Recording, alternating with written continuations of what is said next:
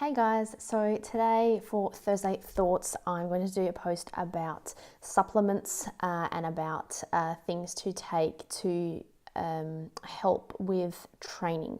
So I get asked all the time about proteins and what I use. I get asked a lot about multivitamins or probiotics. So I'm going to go through the things that I use. And I also get asked about it because I choose not to have the animal-based stuff. I choose to go with the plant-based options. So I get asked all the time as to what I take so that I still have the energy and the effort to do all the things that I do. So number one, I've spoken about many times, but it's salt. Okay, so Himalayan crystal salt and magnesium. Those are super important. So we have Himalayan crystal salt, right? We have magnesium and I have another magnesium. So depending on the day, I'll have a magnesium tablet, one of the two. It doesn't matter very much which one.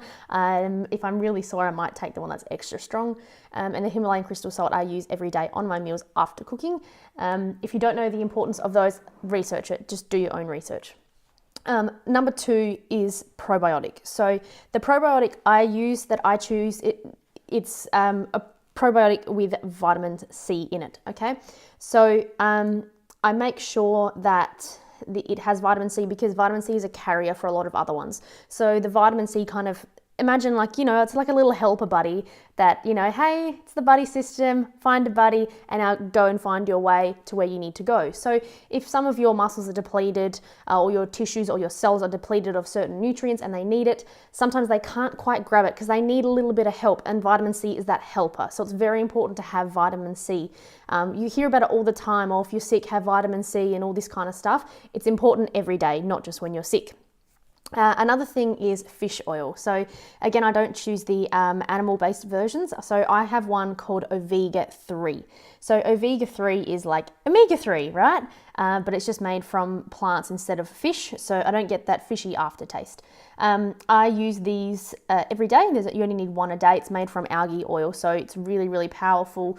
One of my magnesiums is actually from the ocean as well. So it's just one of those things you want to try and get it from, a nice reliable source. So do some research and find what suits you best. But last, it's all about protein, right?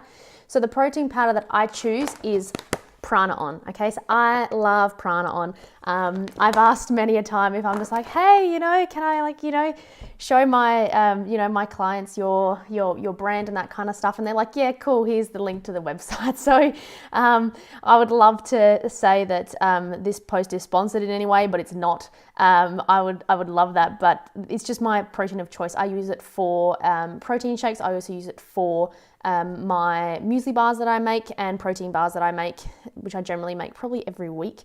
There's many different flavors that you can have. I just choose the original because I'm using it in so many different ways and I don't feel the need to have, a chocolate flavor or whatever. Just flavor it up with whatever you need, and chances are I've got other supplements in my protein shake, so I'm not going to be able to taste what's in it either.